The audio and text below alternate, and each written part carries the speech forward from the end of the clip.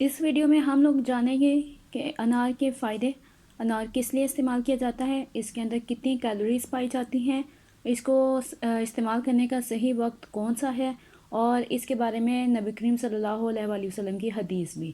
تو چلیے سٹارٹ کرتے ہیں۔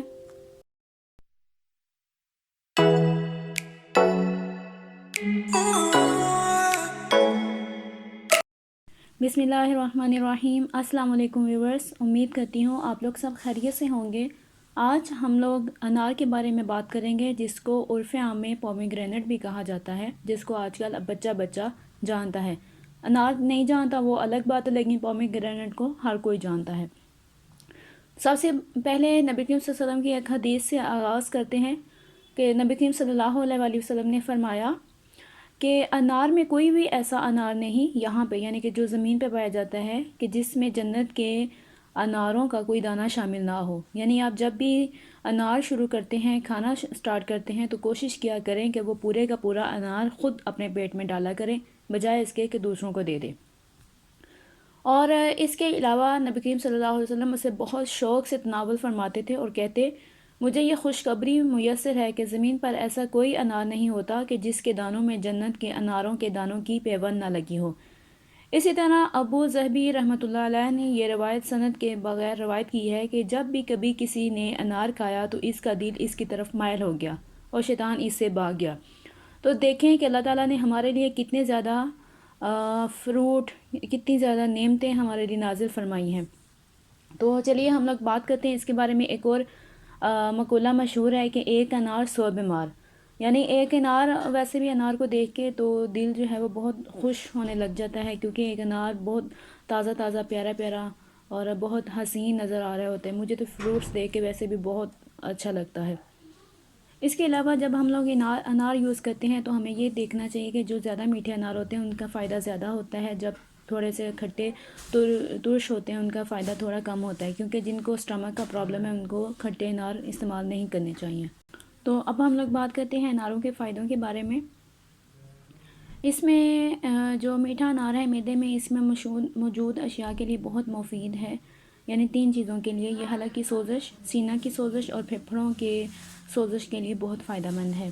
پرانی کھانسی اگر کسی کو لگی ہو تو اس کے اندر یہ اس کو استعمال کرنا چاہیے۔ اس کا عرق جو ہے وہ پیٹ کو نرم کرتا ہے، نیز جسم کو مفید اضافی غذائیت اور توانائی فراہم کرتا ہے۔ معدہ میں سوزش ہو تو اس کو دور کرتا ہے، پیشاب آور ہے۔ اس کے علاوہ قے کو روکتا ہے، دست اگر کسی کو لگے ہیں تب بھی اس کو استعمال کریں۔ جگر، یعنی کہ جو جگر کی گرمی ہے اس کو بھی ختم کر کے جسم کو صحیح حالت میں لے کر آتا ہے۔ دل کے پرانی بیماریوں کو بھی آرام دیتا ہے۔ ترش بیمار کے فوائد بھی تقریباً میٹھے انار کی طرح ہیں، مگر اس سے ذرا تھوڑے سے کم ہیں۔ جدید سائنس آج تک انار پر تحقیق کیے جا رہی ہے اور فوائد بیان کرتے ہوئے نہیں تھک رہی۔ لیبارٹریز میں آج بھی انار پر تحقیقات کا سلسلہ جاری ہے اور ہر تحقیق سائنسدانوں کو مزید حیران کر رہی ہے۔ اس کے علاوہ اس کے اندر پوٹاشیم بہت زیادہ پائی جاتی ہے، اور سوڈیم جو ہے اس کی مقدار کافی کم ہے، جس کا اہم فائدہ یہ ہے کہ دل و گردوں کی کسی بھی بیماری میں انار بے دڑک دیا جا سکتا ہے۔ جدید سائنس کے مطابق میٹھا انار میں ایسی کوئی قسم موجود نہیں جو ذیابیطس کے مریضوں کے لیے مضر ہو، یعنی ان کو بھی یہ کھا لینا چاہیے۔ اس کے علاوہ شوگر کے مریض کھلے دل سے اس کا انار کا جوس بھی پی سکتے ہیں۔ اس میں چکنائی نہ ہونے کے برابر ہے، اس لیے جو لوگ خون کی نالیوں کے بھی یہ صاف کرتا ہے۔ اس کے علاوہ جو لوگ اپنے موٹاپے کا شکار ہیں اور موٹاپے کو کم کرنا چاہتے ہیں، وہ بھی اس کا صبح نہار منہ ایک آدھا یعنی کہ انار کا جوس بنا کر اس کو پئیں، اور اس کے اندر ہلکا سا کالا نمک ڈال کر، تو اس سے اس کے فوائد جو ہیں وہ زیادہ اچھے ملیں گے، اور اس کے ساتھ آپ کی سکن بھی بہت اچھی ہوگی اور آپ کی جو ہیلتھ بینیفٹس ہیں وہ آپ کو بہت زیادہ ملیں گے۔